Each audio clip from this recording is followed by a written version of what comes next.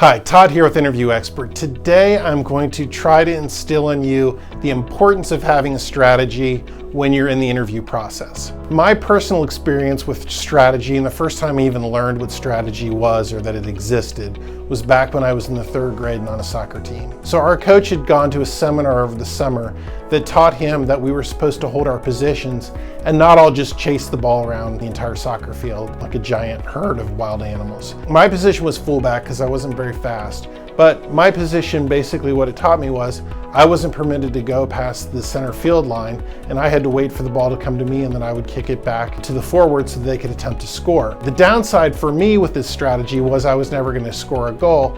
However, the upside for me was I was going to be on a tremendously successful team, and that we were that year. We beat teams that had much more talent than us because we were employing a strategy that they did not have. So the same holds true in interviewing and also other facets of your life as well.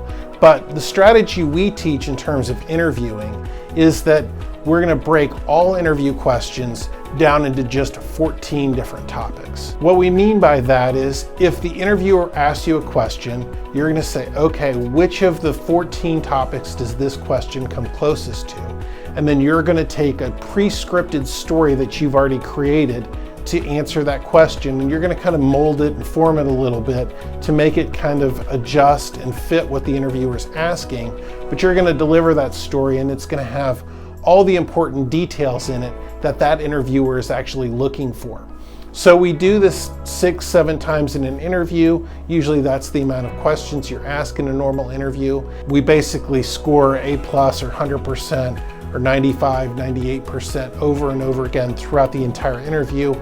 And when you successfully score that well on each of the questions, usually other candidates will unfortunately mumble or jumble one or two questions, and those errors that they're committing will basically put you at the top of the ladder when it comes to the selection process, because the purpose of the interview is to find people that are going to perform best on this job, and the company's gone through a lot of effort in their interview process to determine that the person that performs best on this interview, they believe will give them the greatest chance of getting somebody that will be successful at that position. Understanding their strategy gives us the ability to then kind of break it down and then come up with our own strategy for how to be successful in the interview process. So if you want more tips like this, click the subscribe button below. We'll have plenty more for you.